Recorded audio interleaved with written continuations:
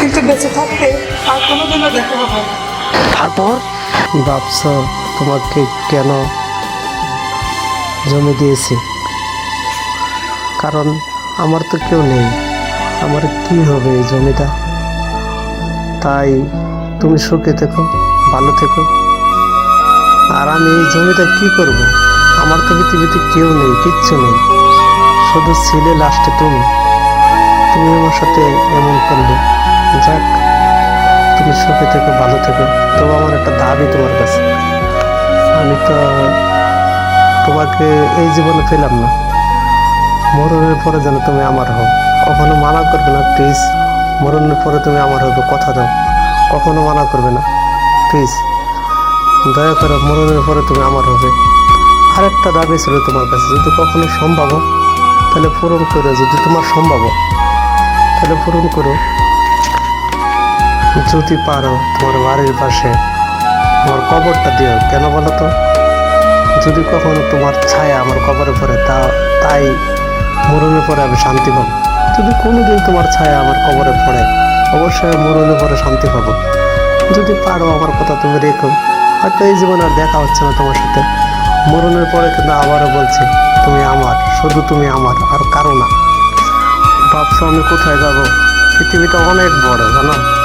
কোথাও না কোথাও আমি যাব, কোথাও না কোথাও আমি থাকতে পারবো। কিন্তু এইটা সত্যি যে তোমার সামনে আমি কখনো আসবো না। আর আর অপূর্ব ভালো ছেলে, অনেক ভালো, ওকে তুমি অনেক বেশি ভালোবেসো, অনেক ভালো ছেলে অপূর্ব। আর তুমি হিন্দু, আমি এটা কখনো ভাবিনি তুমি হিন্দু। আমি জানি তুমি মানুষ, আমিও মানুষ। আর আমি তো সুতে বাসা শেওলা, সুতা ছাড়া গুটি। জানি না বাতাস আমাকে কোন দিকে নিয়ে যাবে। আর শেওলা, সুতে বাসা শেওলার মতো কোথায় ভেসে ভেসে হয়তো কোথাও যা বেঁচে থাকবো। তোমাকে কেন ওরা মারলো? তোমাকে তো সেদিন মাজারে দেখছি। তোমার পরিচয়টা কি? তুমি কে?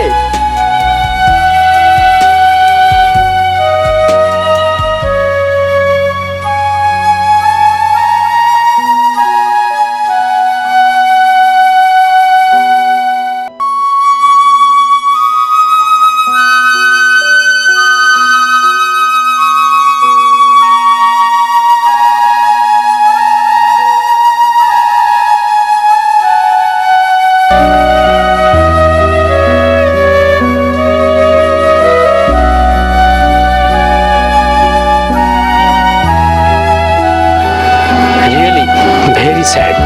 কি করে হতে পারে? একটা সাধারণ মানুষের জীবন এমন হতে পারে? খুব কষ্টের। আপনাকে অনেক ধন্যবাদ। আপনার মাধ্যমে একজন সাধারণ মানুষের জীবনী আমরা জানতে পারলাম। আপনাকে স্যালুট। আপনাকেও স্যালুট স্যার, আপনিও অনেক বড় মনের মানুষ।